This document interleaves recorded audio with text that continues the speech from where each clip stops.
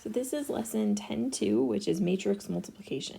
Our essential question is, what does it mean to multiply a matrix by another matrix? So example 1 gets right into multiplying two matrices, but before we do that, it's important to understand that the dimensions of matrices when you're multiplying them don't have to be the same. So when we talked about adding and subtracting in 10.1, we had to have the same dimensions of each matrix.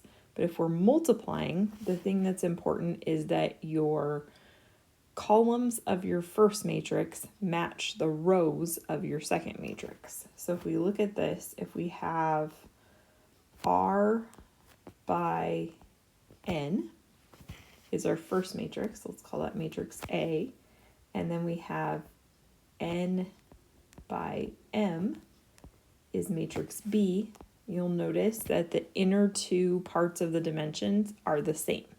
And so those numbers have to be the same in order for us to multiply two matrices together. And then the resulting matrix, once we multiply, it would be R by M. So it's going to be the rows of the first matrix and the columns of the second matrix. So if we look at this first example, it says a teacher assigns final grades based on a weighted system. Students are graded on unit assessments, a semester project, and the final exam, each with a different weight. The matrices given below represent the weights for each kind of grade and the grades for two students, Oscar and Reagan. So if we look at this, we have a 1 by 3, and we have a 3 by 2. So first of all, that tells me I can multiply these matrices together because 3 and 3 are the same. And so my resulting matrix is going to be a 1 by 2. So I know that. I always like to look at the dimensions to start before I do any multiplying. Okay, so in this 1 by 2 matrix, how we're going to find this would be WG. I'm going to write out the steps that we would multiply here.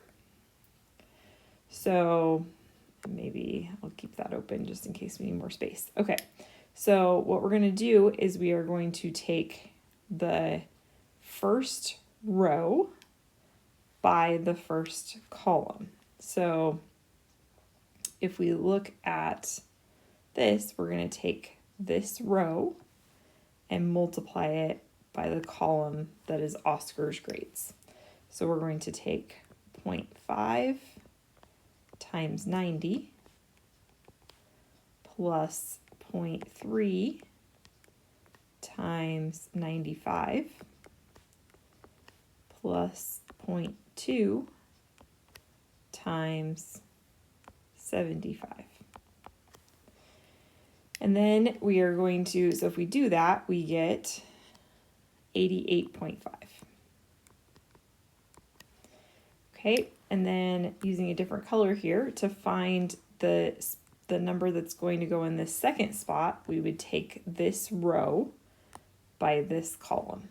So this time we would do 0.5 times 80 plus 0.3 times 70 plus 0.2 times 85. And if we do that, we get 78. So that shows this is an application problem where we can see that grade breakdown can be applied to matrix multiplication. But this is our 1 by 2 matrix that we end up with, and it shows us that Oscar would have a grade of 88.5 and Reagan would have a grade of 78. Okay, so example 2 is examining multiplication of square matrices. So it says below are square matrices A and B. Determine if the given equations are true for A and B. What conclusions can we make about commutative and distributive properties for multiplying square matrices? So the first question asks us, is A times B equal to B times A when we're dealing with matrices? So it gives us, we can see right down here, A times B is this matrix and B times A is this matrix. So we can see that the order of multiplication with matrices makes a difference. Just for the sake of one more example of how to multiply, I want to actually show how we would multiply AB right here. So I'm going to use some different colors. So the first thing I would take is the first row by the first column. So I'm going to put my answer over here. So I would take -2 times -1 plus 1 times 0. And that's a negative. Oh, losing my... So -2 times -1 would be 2 plus 0. So that gives us the 2 right down here. Okay.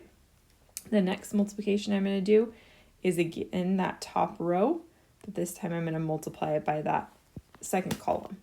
So I would take -2 times -5 plus 1 times 4.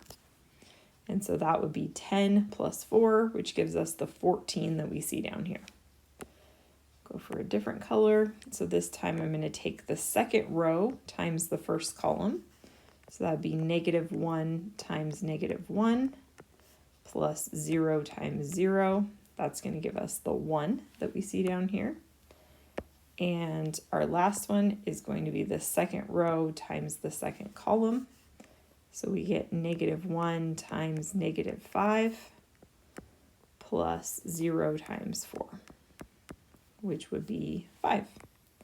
So again, I just wanted to show you that example because different dimensions are different. And so the previous problem was only a 1/2 result. This one, you know, if we have a 2/2 times a 2/2, we're going to end up with a 2/2. So the other thing though that we talked about is order is going to matter. So our matrix B times A is going to give us a different matrix than if we take A times B. Down here, B is showing us the distributive property. So is matrix A times A plus B going to be equal to AA plus BAB? And you can see down here, this is if we first added together A and B and then took the multiplication of those matrices, we get this matrix. And here, this is A times A and A times B, and then those matrices added together and we end up with this. So distributive property actually keeps the same matrix. However, we saw commutative property, so part A is not the same. Okay, our last example is understanding identity matrices. So this right here is an identity matrix. An identity matrix is when we have ones down the diagonal like this, and everything else is zeros. Identity matrices have to be square matrices, so it could be a 2x2, a 3x3, 4x4, and so on. What is special about an identity matrix is if I take my matrix A times the identity matrix, I'm going to get matrix A. So the identity matrix in the world of matrices is kind of like the number 1 when we're talking about just numbers. So if we multiply any matrix by the identity matrix, we're going to get the same matrix out that we would originally get. And so yeah, in the next lesson, we'll talk more about inverse matrices and how the identity matrix is a result of a matrix and its inverse.